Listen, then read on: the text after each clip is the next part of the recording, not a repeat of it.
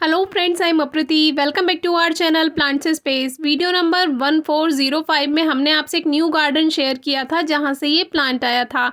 ये plant lemon की एक न्यू वैरायटी है, रफ लेमन है ये। और इस पर दो छोटे मेहमान भी हैं जिनको हमने सेव किया था और इनसे तितली बनकर जा चुकी है। तो आज हम आपको सिखाएंगे इस प्लांट से नए प्लांट बनाना, वो भी रिजल्ट के साथ। तो सबसे पहले मिट्टी की गुड़ाई कर ली है जिससे हमारा मदर प्लांट हेल्दी रहे। और हर प्लांट की अच्छी ग्रोथ के लिए जो स्टेम है उसको क्लीन रखिए, यानी कि जो तना है वो साफ सुथरा रहे, उस पर कोई न्यू शूट ना हो, इस तरह से बिल्कुल खाली रहना चाहिए।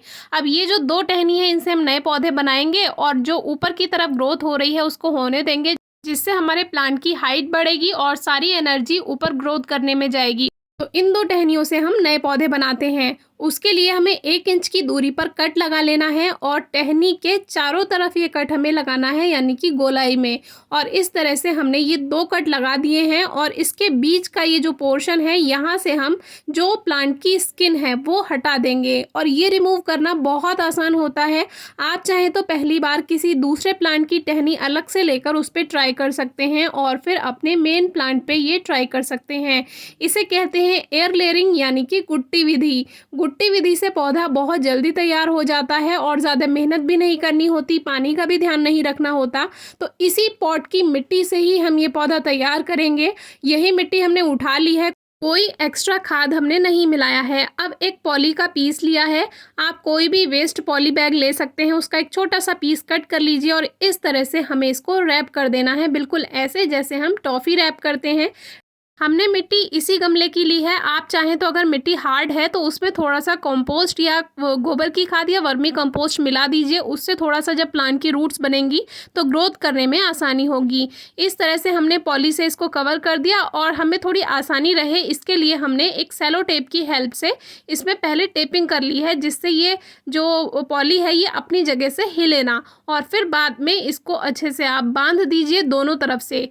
तो हमने क्या किया, एक टहनी ली, उस पे 1 इंच की दूरी पर 2 कट्स लगाए और फिर वहाँ की स्किन हटा दी, टहनी की जो ऊपर की त्वचा थी वो हटा दी हमने। और फिर मिट्टी को पॉली बैग के साथ बांध दिया। मिट्टी में हल्की सी नमी थी इसलिए हमने पानी नहीं मिलाया। आप हल्का सा पानी मिक्स कर सकते हैं अगर मिट्टी सूखी हुई है, यानी कि जैसे आटा हम मलते हैं, बिल्कुल आटा गूंथने के जैसा ही आपको हल्का सा डो बना लेना है। बहुत ज़्यादा नमी ना हो, नहीं तो जो टहनी है वो गल सकती है। बहुत हल्की सी ही नमी रहे जिससे रूट्स को फैलने में आसानी हो, बस इस बात का आपको ध्यान रखना है। और दोनों तरफ से हमने इसको बांध दिया और ऊपर से एक बार टेप से और कवर कर दिया। ये ऊपर से टेप लगाना ज़रूरी नहीं है, हमारे यहाँ बंदर इसको खोल देते हैं पॉली को, इसीलिए हमने ऊपर से टेप लगाया है सेफ्टी के लिए। तो मुझसे बिल्कुल भी वेट नहीं हो रहा था क्योंकि मुझे 1-2 रूट्स इसमें ऊपर से दिखाई दे गई थी, तो मैंने सोचा आज इसको कट कर ही लेते हैं। तो ऊपर से आप देख सकते हैं कि इसमें रूट्स थोड़ा थोड़ा दिखाई देनी शुरू हो गई हैं।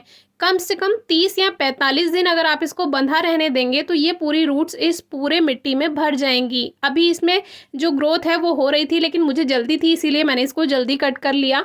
तो अगर इस पे पॉली होती तो ये आराम से खुल जाता, लेकिन मैंने इस पे टेप भी बांधा था जिसकी वजह से इसको खोलने में थोड़ी परेशानी हो रही थी और सारी मिट्टी रूट्स पर से झड़ गई। लेकिन कोई बात नहीं, रूट्स भी दिखाना होता है तो ये भी सही हो गया। तो देखिए कितनी अच्छी रूट्स बन चुकी हैं और आप मानेंगे कि 27 दिन में आपके कटिंग से ग्रो किए हुए प्लांट में इतनी रूट्स बन जाएंगी। तो कटिंग से रूट्स इतनी जल्दी नहीं बनती हैं जितनी जल्दी एयर लेयरिंग में प्लांट तैयार हो जाता है। तो आप भी ज़रूर ट्राई कीजिएगा। अब मिट्टी के लिए आधी मिट्टी आधा खाद भी ले सकते हैं, लेकिन 60% सॉइल और 40% फर्टिलाइज़र, चाहे वो गोबर की खाद हो या वो वर्मी कंपोस्ट हो, वो बेस्ट मिक्सचर होता है किसी भी प्लांट के लिए। मिट्टी हार्ड है तो उसमें थोड़ा सा रेत मिला दीजिए, बहुत अच्छी मिट्टी बन जाती है। और ये प्लांट अब हम लगा देंगे। इस तरह से आप कोई भी प्लांट तैयार कर सकते हैं। नींबू है, चीकू है, अमरूद है, शहतूत है, अनार है, कोई भी प्लांट है, इस तरह से आप बना सकते हैं बहुत आसानी से। अब जिससे प्लांट की एनर्जी वेस्ट ना हो, जल्दी ग्रोथ हो, एक्स्ट्रा ब्रांचेस कट कर देते हैं और एक्स्ट्रा लीव्स को भी हटा देंगे, जिससे प्लांट जल्दी से अपनी ग्रोथ पर फोकस करे और रूट्स थोड़ा सेट हो जाएं।